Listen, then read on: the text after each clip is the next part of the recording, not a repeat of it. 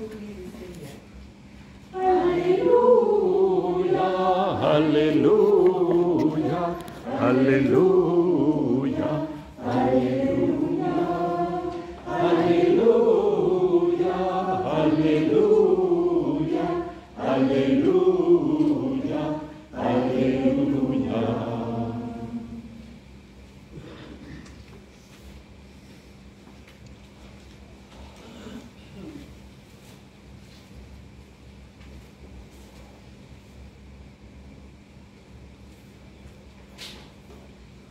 Le Seigneur soit avec vous. Et avec votre esprit, Évangile de Jésus-Christ selon saint Matthieu. gloire à toi, Seigneur.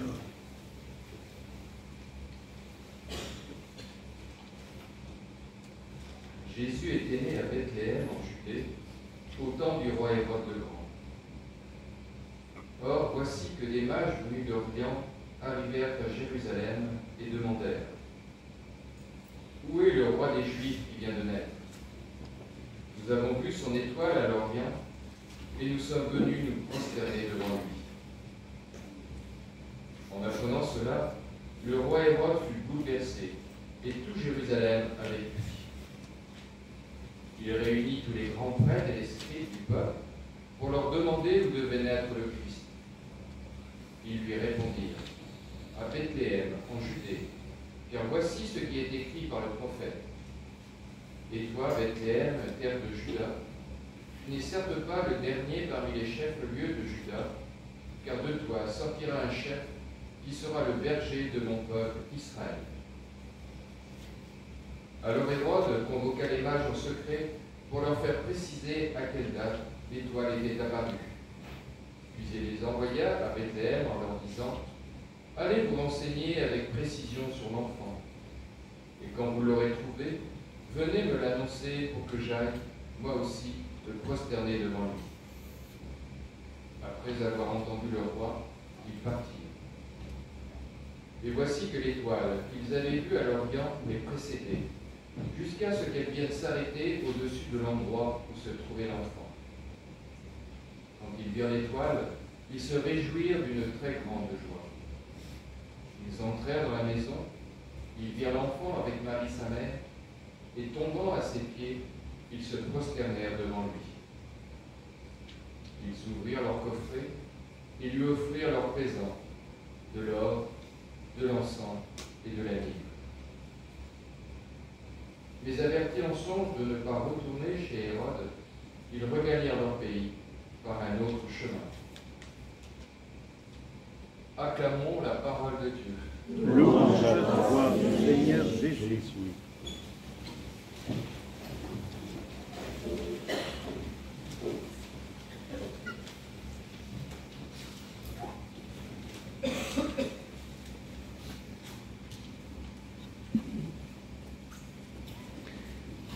Cet épisode des mages, pour les premières communautés chrétiennes, devait avoir un fort retentissement. Parce que la question, pour les premières communautés, l'étonnement, c'était l'arrivée massive des païens dans les communautés. Et la nécessité d'accueillir tous ceux qui n'étaient pas du peuple juif et qui se précipitaient pour découvrir l'Évangile. Ce n'était pas ce qui était prévu. Et ça a causé des tiraillements importants, puisqu'il avait même fallu faire un concile, premier concile de Jérusalem, pour voir comment on pouvait les accueillir. Est-ce qu'il fallait qu'ils deviennent juifs pour pouvoir devenir chrétiens? C'était une grosse question.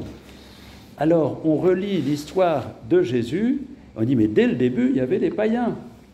Regardez, ces mages, c'est pas des rois, hein. On en a fait des rois, mais ce ne sont pas des rois, ce sont des mages.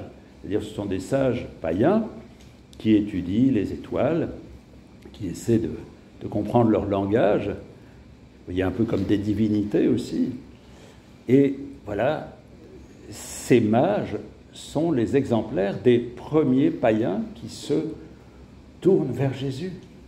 Donc si dès le début de la vie de Jésus, il y avait des païens, ne vous étonnez pas qu'il y en ait dans nos communautés. C'est ça Que dit l'évangéliste? Il rappelle cette histoire pour obliger à un accueil inconditionnel de tous ceux qui arrivent dans la communauté. Alors, ce qui est surprenant, ce qui est à la fois un sujet d'émerveillement et aussi une blessure, je pense, pour l'évangéliste, c'est que ceux qui auraient dû accueillir n'accueillent pas. Voilà, les dignitaires juifs, les spécialistes religieux, ils ne vont pas accueillir, c'est ce qui est raconté dans cette scène. Et ceux qui auraient dû venir après, eh bien, sont réceptifs. Donc c'est un sujet d'émerveillement de voir que finalement, celui qui vient est là pour tous, et aussi un sujet de peine de voir que ceux qui auraient dû recevoir ne reçoivent pas. Vous voyez, il y a cette tension qui est déjà signifiée, qui dit quelque chose aussi de toute la vie du Christ, puisque ça va être le destin du Christ, de ne pas être accueilli jusqu'à être rejeté et à être crucifié.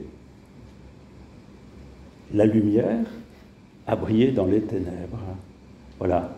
C'est vraiment ce mystère que nous fêtons. Et alors, vous voyez, je ne sais pas si vous vous souvenez de l'image qu'on a mise à l'entrée de l'église, là-bas. Accueillir, qu'est-ce qui est marqué? Ensemble, la joie. Voilà. Et bien c'est ça le défi d'aujourd'hui. C'est d'accueillir ensemble cette joie. Et comme on entre en plus dans une année sainte, 2025, qui est centrée sur l'espérance, bien c'est accueillir ensemble la joie et l'espérance qui dilate le cœur. Alors vous voyez, les mages, en fait, la première chose qu'on peut dire, c'est qu'ils ont le cœur ouvert. Ils ont le cœur ouvert à quelque chose qui les dépasse. Et ils ont le cœur ouvert parce que déjà à travers leur science, ils vont se laisser guider. Et ensuite, ils vont même accepter de recevoir un enseignement de la part de cet autre peuple qui va leur commenter l'annonce de celui qui vient. Et donc, ils ont le cœur vraiment ouvert, ils sont prêts à se laisser guider par une étoile, un signe. Qu'est-ce que c'est un signe? Un signe, c'est quelque chose d'inhabituel qu'on accepte de voir et qui nous guide vers un chemin nouveau. Dans nos vies, je suis certain qu'on a des signes, mais est-ce qu'on accepte de les voir comme des signes? C'est le hasard, c'est oui, une rencontre. Bon, un cœur d'enfant, c'est quelqu'un qui accepte de voir, à travers un événement apparemment banal, quelque chose qui va bousculer, bouleverser, entraîner ailleurs. Est-ce que nous avons, comme les mages, cette ouverture de cœur qui fait qu'on va arriver à entendre un message qui nous est destiné à chacun et chacune et aussi à nous tous, un message d'espérance? Ou est-ce qu'on va se replier sur nos connaissances, vous voyez, comme ces gens qui sont allés voir dans la parole, oui, on nous dit qu'il doit naître à tel endroit, et puis ils restent chez eux, ils ne bougent pas. Ou alors, pire encore, s'il doit se passer quelque chose, autant le supprimer, ce signe, c'est-à-dire supprimer celui qui vient.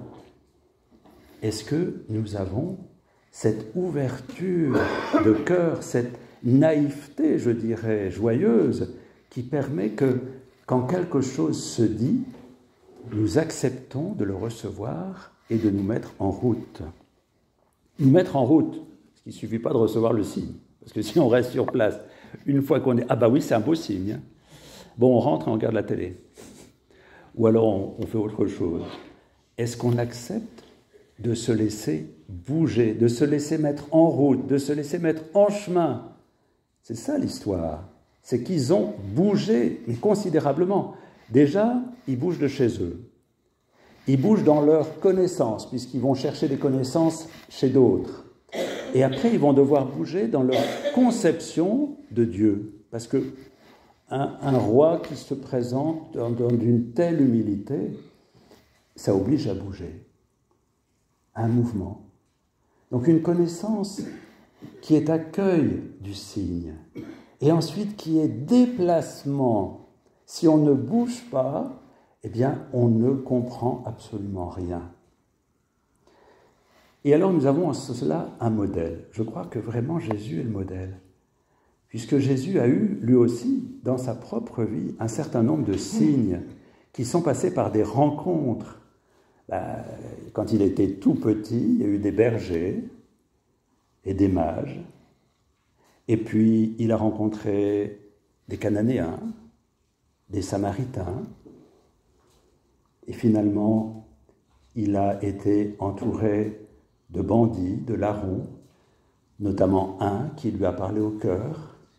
Et puis, il y a eu un centurion aussi à la fin. Vous voyez, Jésus, toutes les rencontres l'ont bougé aussi, l'ont fait se déplacer. Je trouve que la rencontre avec la Cananéenne, de ce côté-là, elle est extraordinaire, parce qu'il va tout d'un coup ouvrir sa mission à travers la demande d'une femme étrangère qui le fait se déplacer.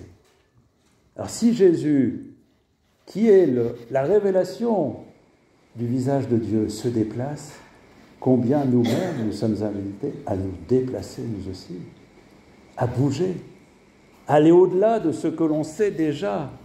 On peut avoir entendu cet évangile des centaines de fois, mais est-ce que ce soir, je suis prêt à croire que le Seigneur m'appelle à un mouvement, à aller au-delà de ce que je sais, de ce que je connais? Alors comment ça? Eh bien, il y a quelque chose qui m'a frappé aussi en préparant, c'est que vous avez entendu la première lecture.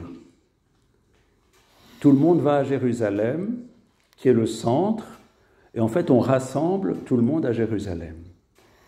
Comme si, en fait, le mouvement était de faire venir les autres à soi. Jésus va procéder totalement différemment. D'abord, il ne naît pas à Jérusalem, il naît à Bethléem.